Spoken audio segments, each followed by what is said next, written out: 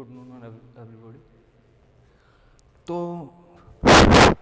अपन BSc final year का topic था physical का, थर्ड यूनिट थी, स्पेक्ट्रोस्कोपी की बात कर रहे थे अपन लोग, है ना।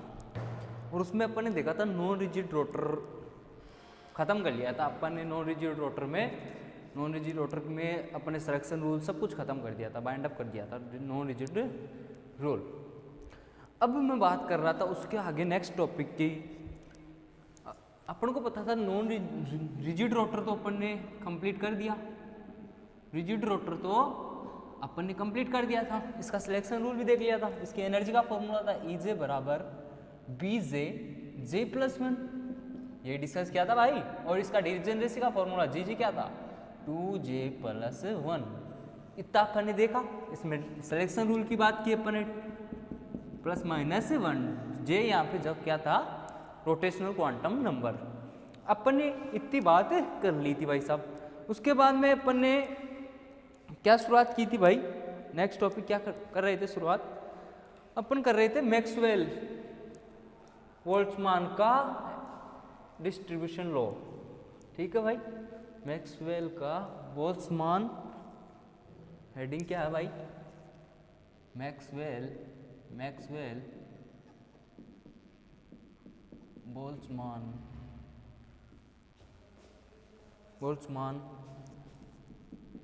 डिस्ट्रीब्यूशन लॉ, या हम बोल सकते हैं इसको हिंदी में मैक्सवेल बोल्ट्जमान द्वारा अणुओं के घनत्व पर ऊर्जा वितरण, एनर्जी का वितरण, ये बात कर रहे थे अपन। तो इसमें अपन एक पॉपुलेशन रेशियो देखी थी। ठीक है भाई, तो इसमें मैक्सवेल बोल्ट्जमान के अकॉर्डिंग क्या होता है भाई एनर्जी में, अकॉर्डिंग टू एनर्जी में क्या होता है भाई, इंटेंसिटी जो होती है, क्या होती है भाई, इंटेंसिटी जो होती है वो डायरेक्टली प्रोपोर्शनल होती है किसके,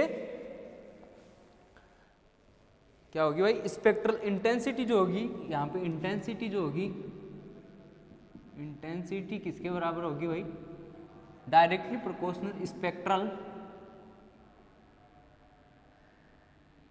स्पेक्ट्रल लाइन के। इंटेंसिटी जो होगी वो डायरेक्टली प्रोपोर्शनल क्या होगी, डिजनरेसी ऑफ स्पेक्ट्रम लाइन या स्पेक्ट्रल लाइन की डिजनरेसी के, जिसका फॉर्मूला अपन ने देखा था क्या होता है भाई, इंटेंसिटी। जो यहाँ पे अब मैं बताऊंगा आपको कि अकॉर्डिंग टू बोल्ट्जमान क्या होगा भाई, ये कोई ग्राउंड स्टेट का एनर्जी लेवल है, ये कोई एक्साइटेड स्टेट का एनर्जी लेवल है।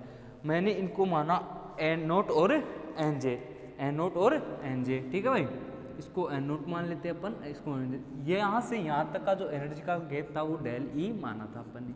ठीक है भाई, इतनी बात अपन ने डिस्कस की थी। फिर यहाँ पे जो एक फॉर्मूला बनता है वो क्या होता है, NI, ये क्या होता है, NI डायरेक्टली प्रोपोर्शनल E/डेल E/kT, यानी डेल E/kT, ये फॉर्मूला होता है भाई। ऐसा फॉर्मूला होता है, क्या होती है, इंटेंसिटी जो ग्राउंड स्टेट की इनकी जो इंटेंसिटी होती है वो डायरेक्टली प्रोपोर्शनल होती है किसके, एनर्जी के, स्पेक्ट्रल लाइन की डिजनरेसी की डायरेक्टली प्रोपोर्शनल भी होगी भाई। ठीक है भाई, क्या होगी, इंटेंसिटी, अपन इसको क्या लिख सकते हैं, इंटेंसिटी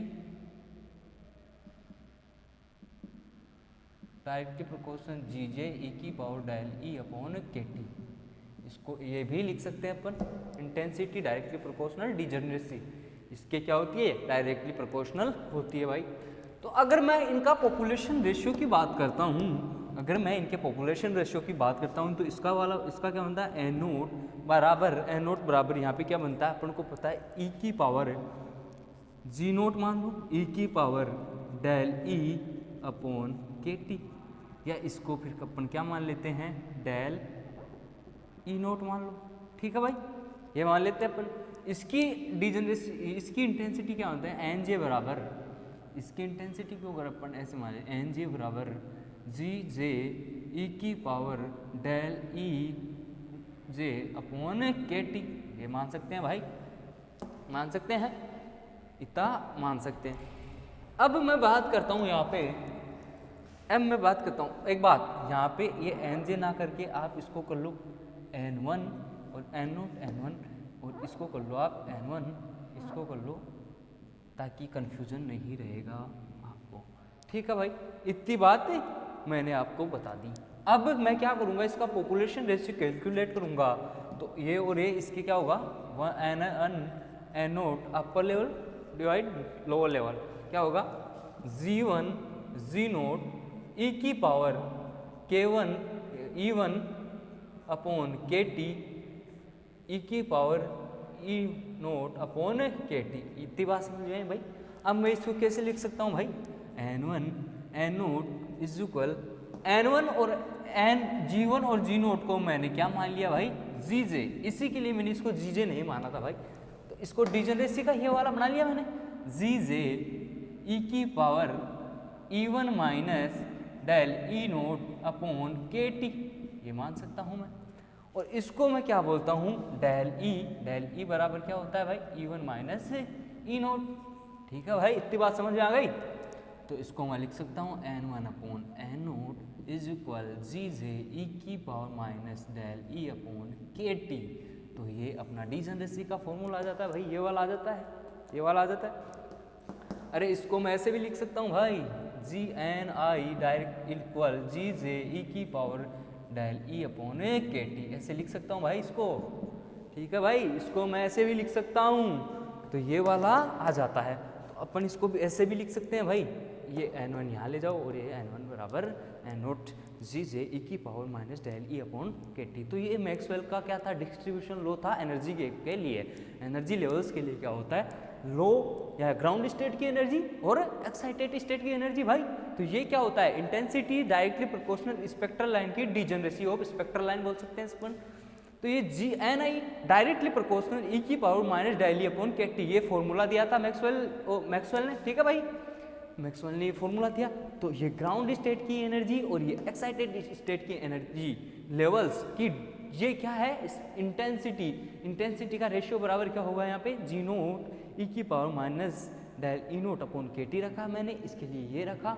ये एनर्जी का गैप है यहाँ से यहाँ तक का भाई, एनर्जी का गैप है। अगर मैं इन दोनों का रेशियो लेता हूँ N1 अपॉन N2 बराबर G1 अपॉन G2 ई की power minus E1 upon KT ई की power minus E naught upon KT, जब मैं इसका ये रेशियो लेता हूँ तो यही आता है भाई, यही आता है। ये सारी बातें मैक्सवेल डिस्ट्रीब्यूशन लॉ में पढ़ते हैं। तो अगर इसमें लिखना चाहो आप, तो सबसे पहले हेडिंग डालोगे, उसके बाद में लिखोगे मैक्सवेल बोल्ट्जमान में अणुओं के मध्य ऊर्जा का वितरण का निम्न व्यंजन होगा या निम्न सूत्र होगा, क्या होगा, ये वाला लिख लो। या ये भी लिख सकते हो आप Nj upon N naught directly proportional E की power del E upon KT, ये लिख लो भाई, ये लिख लो। उसके बाद में फिर यहाँ अगर यहाँ पे तुमसे पूछे कोई Nj और N नोट क्या है, Nj और N नोट क्या है, तो ऊर्जा स्तरों में अणुओं की संख्या को बताता है भाई। ऊर्जा स्तरों में यहाँ पे अणुओं की संख्या को बताता है, पॉपुलेशंस को बताता है, कितनी पॉपुलेशंस होगी भाई। Nj और N नोट में अणुओं की संख्या को बताएगा, ये वाली चीज़ें। N नोट और N जीरो में क्या बताता है, यहाँ पे अणुओं की संख्या को बताइए, यहाँ पे अणु कितने हैं और यहाँ पे अणु कितने हैं। नेक्स्ट बात लिखोगे डेल ई जो होगा वो इन दोनों के ऊर्जा स्तरों के बीच का एनर्जी गैप, यानी एनर्जी दोनों स्तरों ऊर्जा स्तरों के मध्य का एनर्जी गैप। ठीक है भाई, इतनी बात आपको समझ में आ गई होगी। नेक्स्ट लाइन में आप लिखोगे प्रत्येक स्तर में अणुओं की संख्या को निम्न रूप से प्रदर्शित करते हैं। प्रत्येक अणु में, ये वाला लिख लो। फिर इसको लिखने के बाद प्रत्येक स्तर में अणुओं की संख्या को निम्न रूप से दर्शाते हैं, यानी ऐसे दर्शाएंगे अपन। ठीक है भाई। फिर घूर्णन स्पेक्ट्रम लाइनों की डीजनरेसी व्यंजन GJ पर निर्भर करता है। एक द्विपरमाणु अणु के लिए समभ्रंशता या डीजनरेसी क्या होगी भाई, GJ मैंने लिखा था एक लिखा था ना, GJ बराबर 2J + 1, वो वाला डीजनरेसी का फॉर्मूला भाई। ये बात लिख लोगे आप, डीजनरेसी का फॉर्मूला। नेक्स्ट लाइन में लिखोगे यहाँ पे ये सारी बातें यहाँ वाली ये डीजनरेसी की जो भी है पॉपुलेशन रेशियो, ये उतार लोगे आप, ये सारी बातें लिख लो नोटबुक में। फिर उसके बाद में आपको क्या करना है भाई, फिर अपन आगे चलते हैं क्या करना है।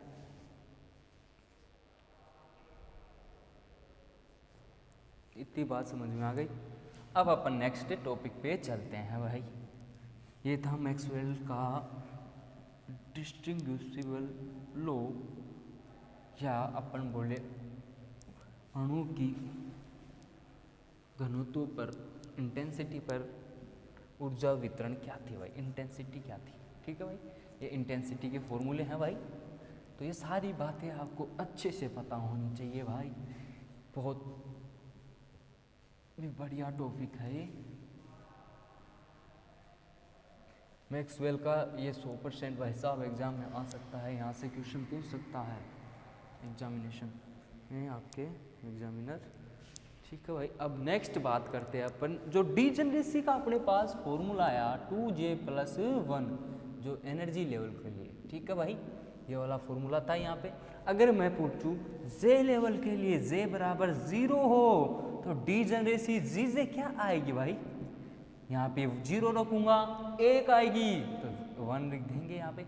अरे 2J+1 बराबर GJ बराबर G0 के लिए अगर मैं निकालता हूँ तो 2 × 0+1 ये तो 0 हो गया भाई, इसकी डीजेनरेसी क्या आ गई 1। इसी प्रकार अगर मैं डीजेनरेसी लेवल 1 के लिए J बराबर 1 रखता हूँ क्वांटम नंबर, तो यहाँ पे अगर मैं बात करूँगा GJ की तो अगर तुम यहाँ पे क्या लिखोगे 1 तो 1 और 2+1 बराबर क्या होगा भाई, इसकी डीजेनरेसी होगी 3 डीजेनरेसी यानी कि 3 डीजेनरेसी होगी भाई इसकी। ऐसे ही अगर मैं लेवल 2 के लिए रखूँगा J बराबर 2 के लिए तो 5 हो जाएगी इसकी डीजेनरेसी 5। तो ये सारी बातें आपको पता होनी चाहिए भाई। डीजेनरेसी का फॉर्मूला होता है GJ बराबर 2J+1 और इसके लिए जो ये एनर्जी या डीजेनरेसी जो होती है ऐसे कैलकुलेट की जाती है भाई यहाँ पे। और एनर्जी का आपको पता है EJ बराबर BJ+1 रिजिड रोटर के लिए एनर्जी अगर तुमसे कैलकुलेट करवाता है E1 के लिए तो यहाँ पे क्या रखोगे J बराबर 0 और B × 0+0+1 क्या कर दोगे भाई E0 बराबर 0 भी। ये सारी बातें मैंने आपको पहले लेक्चर में बताई थी भाई। E1 बराबर अगर 1 रख दे B × 1 2 बराबर क्या होगा 2B। तो ऐसे आपको एनर्जी कैलकुलेट करनी होगी लेवल्स के लिए। अगर J बराबर 0 1 2 3 एंड सो ऑन कुछ भी आए भाई तो आप आराम से एनर्जी और डीजेनरेसी कैलकुलेट कर सकते हो। साथ ही साथ मैंने आपको पॉपुलेशन रेशियो का फॉर्मूला भी बताया, एक यहाँ मैक्सवेल बोल्ट्जमान का फॉर्मूला भी बताया, जिससे अपन क्या करते हैं भाई इंटेंसिटी और वहाँ पे प्रेजेंट लेवल्स के अंदर प्रेजेंट एटम्स की संख्या को कैलकुलेट कर सकते हैं भाई। तो ये सारी बातें मैंने आपको बता दी। अब मैं एक एग्जांपल है यहाँ पे कार्बन डाइऑक्साइड का लेता हूँ जो रूम टेम्परेचर पे क्या करती है भाई इंटेंसिटी, और यहाँ पे इंटेंसिटी और J के बीच जब ग्राफ प्लॉट करते हैं अपन इंटेंसिटी और इसके बीच J के बीच अगर ग्राफ प्लॉट करते हैं भाई क्या फॉर्मूला आया था अपने पास N1 N0 is equal E क्या था भाई GJ e⁻del E upon KBT या KT। ठीक है भाई KT यहाँ पे K अपन को पता होना चाहिए भाई मैक्सवेल कांस्टेंट है ये। ठीक है भाई, तो अगर कार्बन डाइऑक्साइड के मध्य अगर रूम टेम्परेचर यानी कि मैं कार्बन डाइऑक्साइड का कोई एग्जांपल लेता हूँ CO2 का। ठीक है भाई, आप लिख सकते हो सॉरी कार्बन डाइऑक्साइड नहीं CO कार्बन मोनोऑक्साइड का अगर मैं कोई एग्जांपल लेता हूँ और उसको रूम टेम्परेचर पर अगर मैं N1 और N0 के बीच ग्राफ प्लॉट करूँ और J के बीच ग्राफ प्लॉट करता हूँ भाई ऐसा। ठीक है भाई, कार्बन मोनोऑक्साइड को जब रूम टेम्परेचर पर अपन ग्राफ प्लॉट करेंगे एंड इंटेंसिटी यानी डेंस इंटेंसिटी और किसके बीच J के बीच, तो भाई वहाँ पे एक ग्राफ आएगा और वो ग्राफ कैसा होगा भाई, ग्राफ कैसा होगा ऐसा का कुछ ग्राफ होता है भाई। ठीक है भाई, ऐसा कुछ ग्राफ होता है और ये वाला एनर्जी लेवल सबसे ज़्यादा क्या होता है यहाँ पे क्या होता है, यहाँ पे जो मोनोकार्बन लगभग मान यहाँ पे ठीक होता है, लेकिन जो ये वाली जो सर्वाधिक आती है उस वाली पीक को या इस वाले यहाँ पे जहाँ पे सबसे ज़्यादा मान इंटेंसिटी की सबसे ज़्यादा वैल्यू आई है, जहाँ पे इंटेंसिटी सबसे ज़्यादा है उस वाले पॉइंट को अपन ने बोला था Jmax यानी J मैक्सिमम। J मैक्सिमम कब होगा भाई, कब होगा जब अपन इसके भी और इसके बीच ग्राफ प्लॉट करते हैं तो जहाँ पे सबसे ज़्यादा इंटेंसिटी का रेशियो सबसे ज़्यादा आता है, ग्राफ सबसे ज़्यादा आता है, उस वाले J मैक्सिमम को बोलते हैं और उसकी वैल्यू होती है KT upon 2 beta HC root -1/2। ये वैल्यू J मैक्सिमम की अपन को पता होनी चाहिए भाई, ये J मैक्सिमम की वैल्यू होती है, जहाँ पे क्या है भाई कि यहाँ पे क्या लिख लेना, बोल्ट्जमान कांस्टेंट है भाई, ठीक है भाई। इसको अच्छे से लिख देता हूँ भाई मैं। जेमैक्स क्या है यहाँ पे, जे मैक्सिमम क्या होगा भाई, मैंने क्या लिखा भाई, KT/2 beta HC √1/2 J maximum, यानी जहाँ इंटेंसिटी सबसे ज़्यादा आती है भाई वहाँ पे जे मैक्सिमम होता है। जे मैक्सिमम यानी कि यहाँ पे रोटेशन क्वांटम नंबर का मान सबसे ज़्यादा हो जाता है भाई। जे की वैल्यू क्या हो जाती है, जे मैक्सिमम किस फॉर्मूले से निकालेंगे, इस फॉर्मूले से निकालेंगे भाई, जहाँ पे क्या होगा, बोल्ट्जमान कांस्टेंट होगा, सी यहाँ पे स्पीड ऑफ लाइट होगी यानी प्रकाश का वेग होगा, और यहाँ पे जो बीटा हो गया वो घूर्णन कांस्टेंट होगा भाई, घूर्णन रोटेशन कांस्टेंट होगा बीटा, रोटेशन कांस्टेंट या घूर्णन कांस्टेंट। इतनी बात आपको पता होनी चाहिए भाई, ये सारी बातें आपको मैक्सवेल में ही बताई थी। तो ये मैक्सवेल क्या करोगे आप, मैक्सवेल बोल्ट्जमान का ऊर्जा का वितरण का क्या होगा, ऊर्जा घनत्व अणुओं के बीच ऊर्जा का वितरण, ठीक है भाई, इंटेंसिटी के बीच ऊर्जा का वितरण का फॉर्मूला था भाई। अब मैं बात कर रहा हूँ आपसे, बंध लंबाई या बॉन्ड लेंथ का निर्धारण कैसे करते हैं अपन। नेक्स्ट टॉपिक जो होगा अपना बॉन्ड लेंथ का डिटर्मिनेशन, यानी बॉन्ड लेंथ का निर्धारण कैसे करेंगे, या अपन हिंदी में बोले तो बंध लंबाई का निर्धारण कैसे करते हैं, या बंध लंबाई का निर्धारण, ठीक है भाई। तो अपन को पता होना चाहिए भाई बॉन्ड लेंथ का निर्धारण कैसे करते हैं, मैंने बताया भी था भाई आपको। बॉन्ड लेंथ टॉपिक क्या होगा, बॉन्ड लेंथ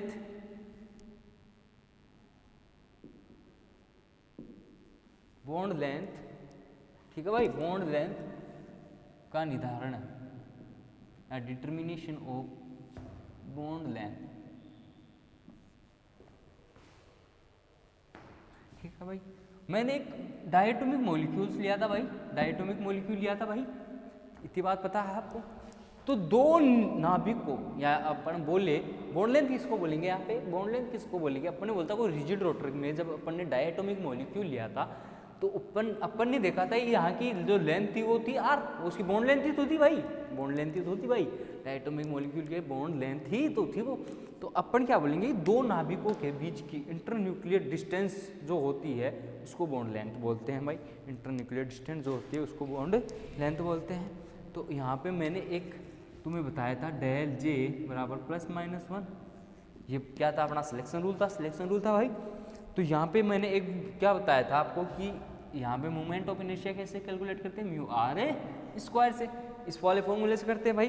तो यहाँ पे अगर मैं इनका बॉन्ड लेंथ का फॉर्मूला जनरेट करूँ 1I/I2 बराबर यहाँ पे क्या होगा μ1/μ2 लिख सकता हूँ भाई, μ1/μ2 लिख सकता हूँ, μ1/μ2 रख दूंगा इनटू यहाँ पे R1, यानी मैं इसको R1² मान लेता हूँ, और यहाँ पे इसको क्या मान लेता हूँ इनटू R2 का स्क्वायर। इतनी बात पता है भाई, इतना लिख सकता हूँ मैं। तो अगर मैं इसकी जब बॉन्ड लेंथ कैलकुलेट करूँ तो R1/R2 बराबर यहाँ पे फॉर्मूला क्या हो सकता है भाई, I1/I2 इंटू μ2/μ1, ये क्या होगा अपना बॉन्ड लेंथ का फॉर्मूला होगा। ऐसे अपन बॉन्ड लेंथ डिटरमाइन कर सकते हैं यहाँ पे। और अपन ने देखा था B बराबर क्या होता है, H/8π²HC, यही था भाई फॉर्मूला। यहाँ से भी अपन यहाँ पे क्या I की वैल्यू कर सकते हैं भाई, इस वाले फॉर्मूले में भी कर सकते हैं अपन। कैसे कर सकते हैं, इस वाले से भी बॉन्ड लेंथ अगर कैलकुलेट करना चाहें भाई तो B बराबर अपन को पता है, B बराबर H/8π², H नहीं था भाई यहाँ पे, क्या था 8π² μc, ये था भाई, या IC बोल दूँ, IC था यहाँ पे। तो अगर I की वैल्यू अपन को पता है, I की वैल्यू क्या होती है यहाँ पे, I बराबर μr², तो अगर मैं यहाँ पे रख दूँ μr² इंटू c, ये रख सकता हूँ भाई। अब मैं इसको आगे कैसे लिख सकता हूँ, अगर मैं इसकी बॉन्ड लेंथ को कैलकुलेट करना चाहूँ तो मैं इस R को यहाँ पे ले आऊँ, R बराबर क्या लिख सकता हूँ, इस B को नीचे ले जाऊँ तो H/8π² μbc, यहाँ का स्क्वायर हटाने के लिए यहाँ क्या कर दूँ, रूट लगा सकता हूँ। तो ऐसे भी अपन इसको क्या कर सकते हैं, बॉन्ड लेंथ कैलकुलेट कर सकते हैं। तो ये दोनों फॉर्मूले से अपन बॉन्ड लेंथ कैलकुलेट कर सकते हैं भाई, बॉन्ड लेंथ कैलकुलेट कर सकते हैं। ठीक है भाई, इतनी बात आपको समझ में आ गई होगी। तो अगर इसमें लिखना चाहो आप तो क्या लिखोगे, घूर्णन स्पेक्ट्रमी रेखाओं, घूर्णन स्पेक्ट्रम रेखाएं का अंतराल, घूर्णन स्पेक्ट्रम रेखाओं का अंतराल समान होता है, समान होता है। अतः स्पेक्ट्रमी रेखाओं की आवृत्ति का मापन किया जा सकता है, स्पेक्ट्रमी रेखाओं का मापन किया जा सकता है भाई। फिर क्या लिखोगे, अतः किसी द्वितीय परमाणु अणु के लिए जड़त्व आघूर्ण I और दोनों परमाणु के बीच की दूरी R ज्ञात की जा सकती है। I और R ज्ञात की जा सकती है इस वाले फॉर्मूले से। I यहाँ से कैलकुलेट कर सकते हो, R यहाँ से कैलकुलेट कर सकते हो भाई, सिंपल। तो ये ऐसे अपन यहाँ क्या कर सकते हैं, बॉन्ड का निर्धारण या determination of the bond length. इतनी बात समझ में आ गई भाई आपको। अब मैं अगर इसमें आगे चलना चाहूँ तो क्या है, आगे टॉपिक देखते हैं अपन।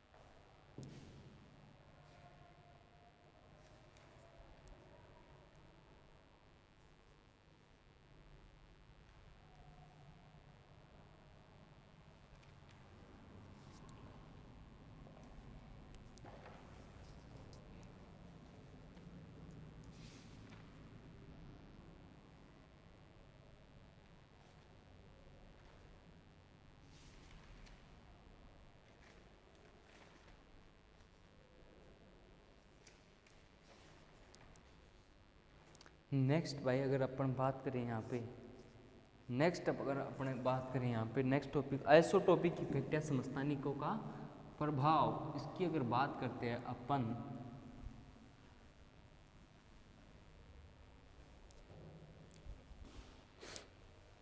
आइसोटोप इफेक्ट,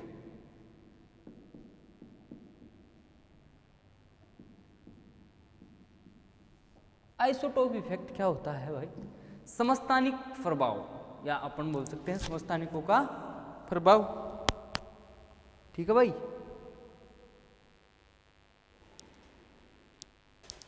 आइसोटोपिक इफेक्ट की अगर मैं बात करूं,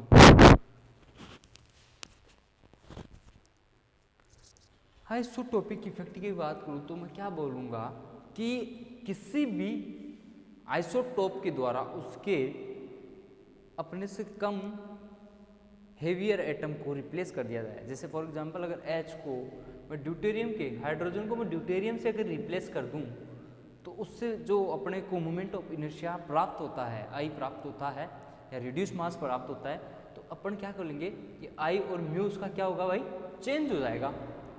अगर मैं बोलूँ कि समस्थानिकों का प्रभाव क्या है या आइसोटोप का इफेक्ट क्या होगा, तो मैं बोल सकता हूँ यहाँ पे कि किसी भी हेवियर एटम के द्वारा, भारी एटम के अणु के द्वारा किसी उससे छोटे एटम को रिप्लेस कर दिया जाता है तो उसके बाद जो रिड्यूस मास और मोमेंट ऑफ इनर्शिया चेंज हो जाता है, तो उस प्रभाव को बोलते हैं अपन आइसोटोप इफेक्ट या आइसोटोपिक इफेक्ट। तो अगर इसमें लिखना चाहो आप तो लिख सकते हो, किसी अणु परमाणु या उसके आइसोटोप के द्वारा रिप्लेस कर दिया जाए, क्या लिखोगे आप, किसी अणु परमाणु या आइसोटोप, किसी अणु परमाणु को उसके आइसोटोप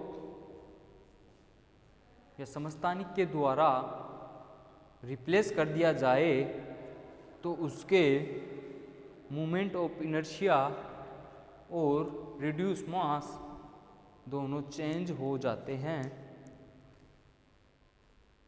लेकिन बॉन्ड लेंथ चेंज नहीं होती।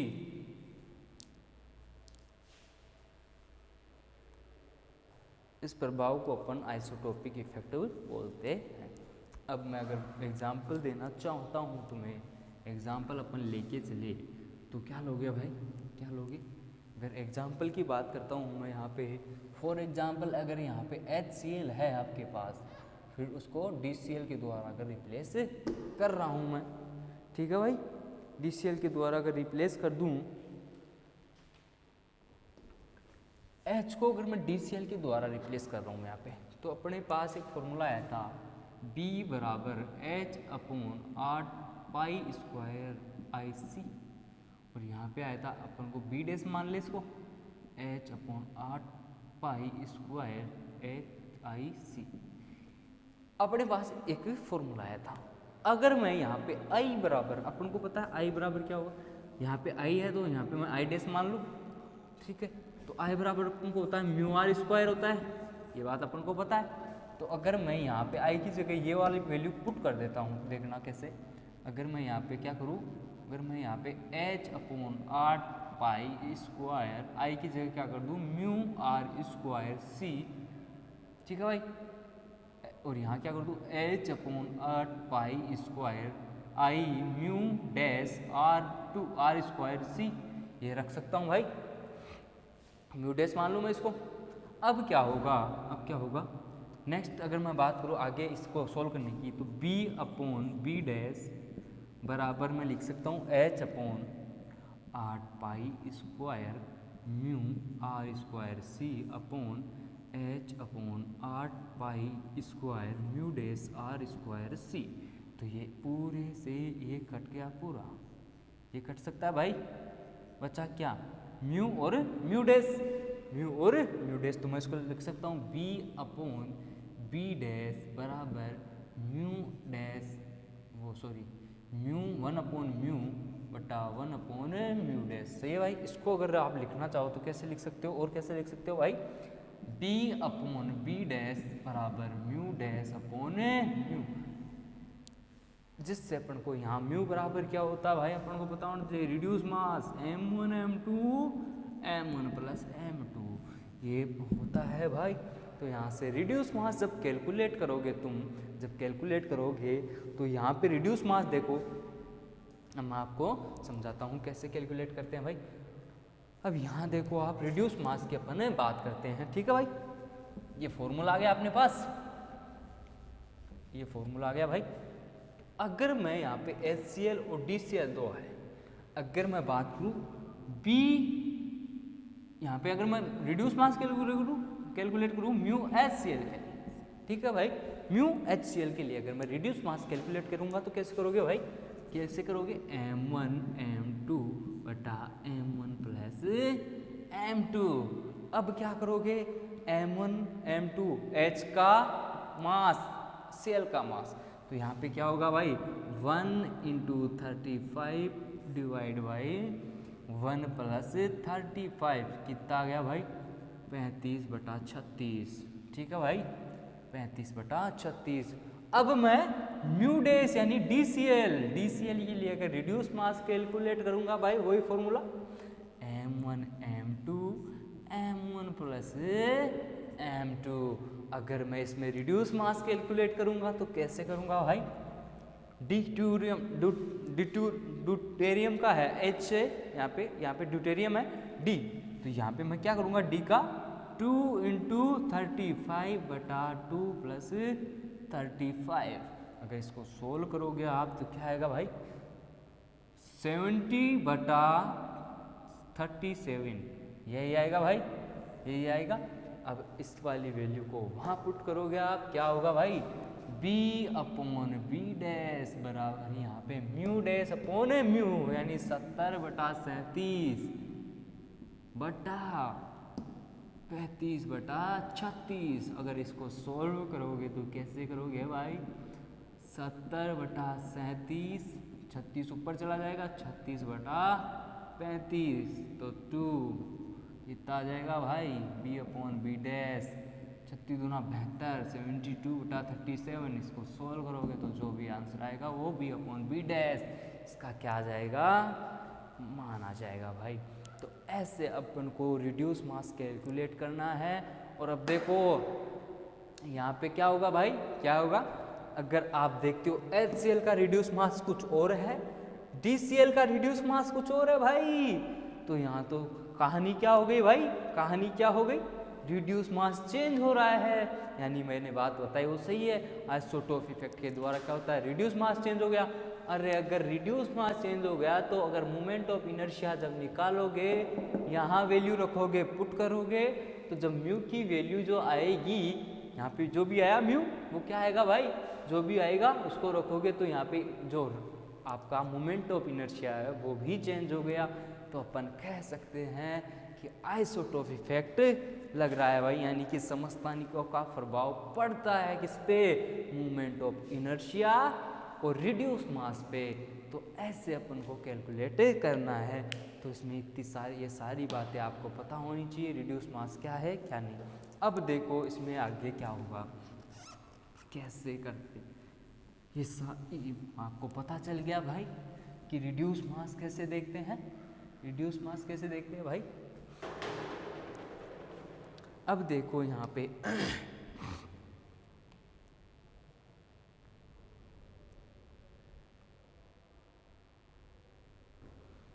अब देखो यहाँ पे जो HCl होगा और यहाँ पे DCl था, ठीक है भाई।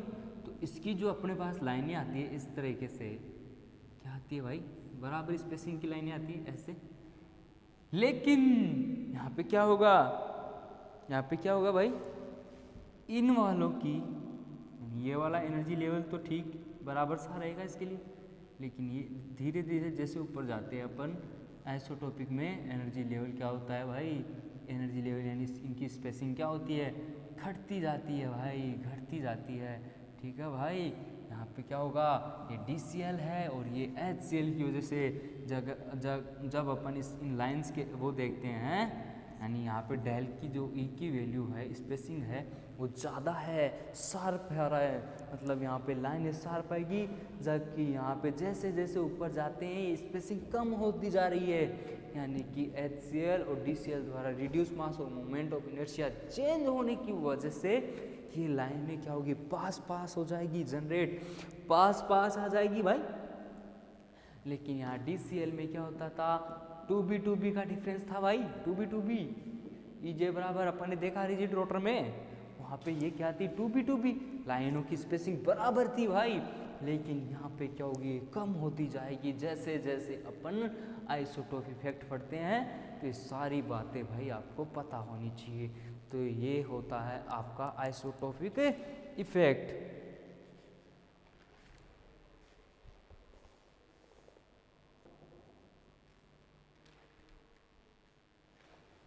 नेक्स्ट अगर अपन टॉपिक की बात करें तो क्या होगा भाई, नेक्स्ट टॉपिक अगर अपन चले, हाँ भाई इतनी बात आपको पता होनी चाहिए यहाँ पे। फिर अपन ने क्या देखा था भाई, अपन ने क्या देखा भाई, अब मैं बात करता हूँ यहाँ पे नॉन रिजिड रोटर के बारे में। रिजिड रोटर ने अपन ने खत्म किया,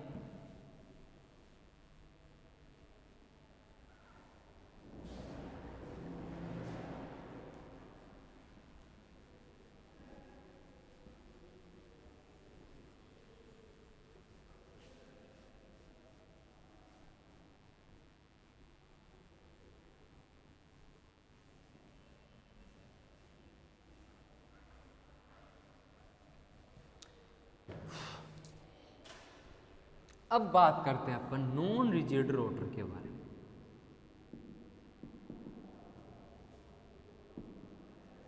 नॉन रिजिड रोटर यानी कि अदृढ़ घूर्णी मॉडल। नॉन रिजिड रोटर क्या था भाई, नॉन रिजिड रोटर क्या था, पहली बात तो अपन को यह पता होना चाहिए कि रिजिड रोटर क्या था। रिजिड रोटर में अपन ने देखा था कि कोई मॉलिक्यूल्स है भाई, कोई मॉलिक्यूल प्रेजेंट है तो वो रोटेशन करता रहता है, अपने एक्स पे रोटेशन कर रहा है। तो अपन ने देखा कि उसकी क्या होती थी भाई, नॉन रिजिड में कोई डायटोमिक मॉलिक्यूल था, डायटोमिक मॉलिक्यूल था और उसकी यहाँ से यहाँ तक की जो लेंथ थी वो थी R, ठीक है भाई, R थी।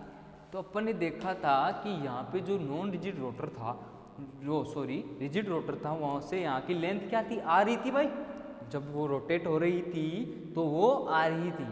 लेकिन अपन ने देखा कि यहाँ पे क्या होता है भाई, यहाँ पे क्या होगा, नॉन रिजिड रोटर में क्या होगा, जैसे जैसे अपन यहाँ पे जे की वैल्यू को इंक्रीज करते जाएंगे, जैसे जैसे अपन यहाँ पे जे इंक्रीज करते जाएंगे, रोटेशनल क्वांटम नंबर यानी कि जे जैसे जैसे इंक्रीज करूंगा मैं, तो यहाँ पे रोटेशन क्या होगा, फास्ट होने लग जाएगा भाई।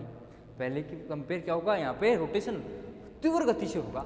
अगर रोटेशन ज़्यादा तेज हो रहा है तो वहाँ पे पॉसिबिलिटी क्या होगी भाई, वहाँ पे पॉसिबिलिटी ये होगी कि वहाँ का जो बॉन्ड लेंथ है वो चेंज हो जाएगी। कैसे होगी भाई वो चेंज, क्योंकि यहाँ पे जो मोमेंट ऑफ इनर्शिया है, सही है भाई, मोमेंट ऑफ इनर्शिया क्या होगा, यहाँ पे जे इंक्रीज करोगे आप तो यहाँ पे रोटेशन क्या होगा, फास्ट होने लग जाएगा और मोमेंट ऑफ इनर्शिया आपका क्या होगा, बढ़ने लग जाएगा।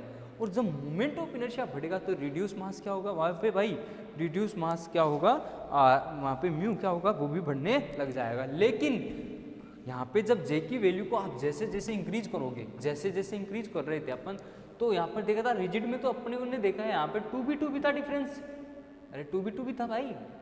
लेकिन नॉन रिजिड में क्या होगा, जैसे जैसे रोटेशन फास्ट होगा तो यहाँ पे रोटेशन फास्ट होने क्या होगी, स्पेसिंग कम होती जाएगी भाई, स्पेसिंग कम होती जाएगी ऐसे, ठीक है, स्पेसिफिंग कम होती जाएगी, कंजिक्यूटिवली लगातार क्या होगी, डिक्रीज होती जाएगी। तो वहाँ पे जब अपन जितना तेज रोटेशन कराते हैं और जे की वैल्यू को इंक्रीज करते हैं तो वहाँ पे इन दोनों नाभिकों की इंटरन्यूक्लियर डिस्टेंस जो होती है वो क्या होगी, इन पे एक अपकेंद्रीय बल लगेगा, इन दोनों एटम्स पे क्या लगेगा, एक सेंट्रीफ्यूगल फोर्स लगता है, यानी अपकेंद्रीय बल लगता है, जिसकी वजह से ये एटम्स क्या होते हैं, दूर दूर जाने लगते हैं। और जैसे जैसे ये दूर जाएंगे यहाँ की बॉन्ड लेंथ तो भाई चेंज हो गई, तो ये नॉन रिजिड रोटर तो क्या बोल रहा है, बॉन्ड चेंज हो रही है, जबकि रिजिड रोटर क्या बोलता है भाई, बॉन्ड लेंथ चेंज ही नहीं होती, यहाँ की आर ही रहती है। जबकि नॉन रिजिड क्या बोलता है कि ये चेंज हो गई। तो ये तो डायटोमिक मॉलिक्यूल्स के लिए रिजिड रोटर तो फेल हो गया, नॉन रिजिड को ही सही माना जाता है। तो ये सारी बातें किस में पढ़ते हैं अपन, ये सारी बातें किस में पढ़ते हैं भाई, नॉन रिजिड रोटर में। और नॉन रिजिड रोटर में क्या होगा भाई, अगर आप लिखना चाहो भाई नॉन रिजिड रोटर में, तो आप क्या लिखोगे, जे के उच्च मान पर घूर्णन की गति बढ़ने के कारण घूर्णी की दृढ़ प्रकृति प्रभावित होती है, जिससे बंध में तनन उत्पन्न हो गया एंड जड़त्व आघूर्ण बढ़ने लग गया, जिसके परिणाम स्वरूप अपर म्यू क्या होगा, वो भी बदल जाएगा, चेंज हो जाएगा, और इनके नाभिकों के बीच की दूरी आर क्या होती है, बढ़ जाएगी, आर बढ़ जाएगी। जड़त्व आघूर्ण के मान में परिवर्तन से जे के मान में संदर्भ में घूर्णन एनर्जी लेवल दृढ़ गुणी मॉडल के सैद्धांतिक मान से कुछ कम हो गए। जे के हाई वैल्यू पर वेव नंबर का मान कम होगा, जे के उच्च मान पर घूर्णन अधिक तीव्र होते हैं, जिसके परिणाम स्वरूप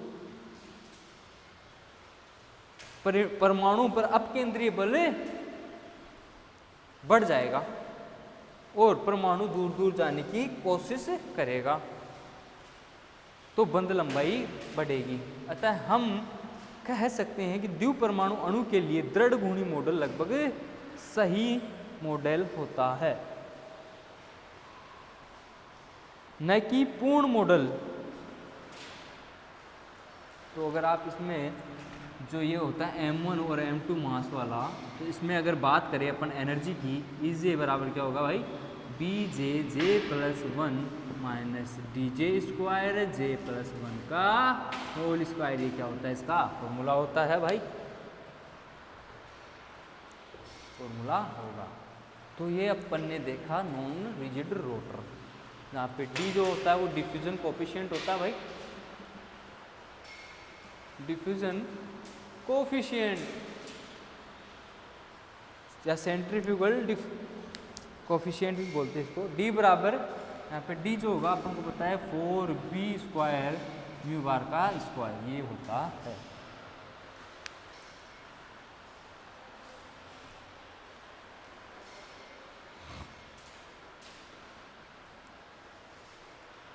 ये होते हैं भाई नॉन रिजिड। तो आज के लिए इतना ही काफ़ी। Thank you so much.